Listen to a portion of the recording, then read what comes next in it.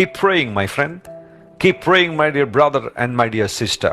అలసిపోవద్దు, విసుగొద్దు. ప్రార్థన చేయడంలో ఎప్పుడూ కూడా డిసప్పాయింట్ అవ్వద్దు. ఆలస్యం అవుతుంది కదా అని అధైర్యపడొద్దు.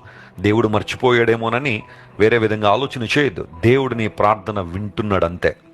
ప్రార్థన ఆలకించువాడని దేవుని వాక్యంలో ఒక మాట రాయబడింది. నువ్వు ఎవరి సన్నిధిలో అయితే ఉన్నావో, ఎవరి దగ్గరైతే నీ ప్రార్థన చేస్తున్నావో, తల ఉంచి కళ్ళు మూసుకుని నీ చేతులు ఆకాశం వైపు చాపి నువ్వు ప్రార్థన చేస్తున్నావో, ఆ దేవుడు సామాన్యుడు కాదు. ఆయన పట్టించుకోకుండా వదిలేసేవాడు కాదు. ఆయన నీ ప్రార్థన ఆయన వింటున్నాడు.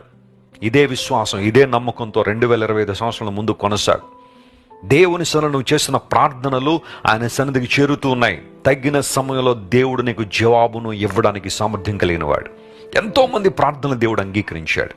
జార్జ్ ముల్లర్ అనే దేవుని సేవకుడు తన జీవిత కాలంలో అతడు చేసిన ప్రార్థనలు ఒకవైపు, అతడు పొందుకున్న జవాబులు మరొక వైపు రాయడం ప్రారంభించాడు. తన జీవితం ముగింపుకు వచ్చేసరికి అతడు దేవుని సన్నిధిలో యేసు నామం పేరట చేసిన ప్రతి ప్రార్థనకు జవాబు పొందుకున్నట్టుగా అతని డైరీ ఒక చక్కని సాక్ష్యం ఇస్తుంది.